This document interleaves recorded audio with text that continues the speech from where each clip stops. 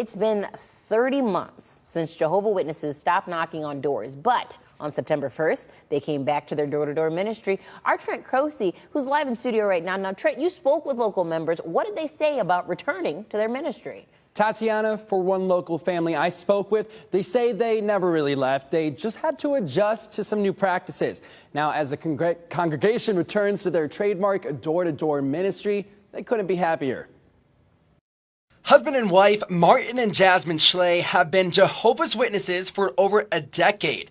In response to the COVID-19 pandemic, the organization suspended its door-to-door ministry, a mainstay for witnesses like the Schleys. Person to person, having a conversation, being able to see facial expressions, whether or not someone is understanding what we're saying or whether they're receiving it. So it was quite the adjustment. Over time, Jasmine says it became more comfortable, and Martin says the no-door policy opened up new doors for new witnesses. They started writing letters and making phone calls. We could talk to ones that we may have not found at home before or may have been even reluctant to talk to us in person, and we understand it because we're unexpected visitors when we come to the door. Jehovah's Witnesses spokesman Robert Hendrick says they were still productive during the interesting times, having baptized 400,000 new members in the past 2 years and having grown 3% from last year.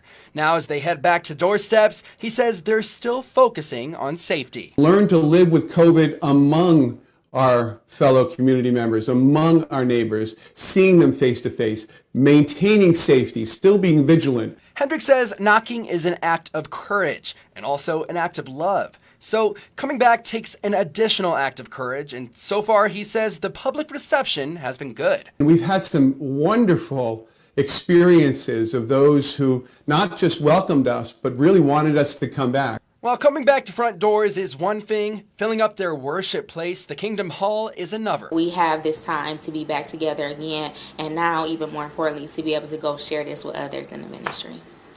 The Jehovah's Witnesses have also launched a new global campaign with their free interactive Bible and plan to return to in-person conventions in the summer of 2023. Live in the studio, Trent Croce, WTOL 11.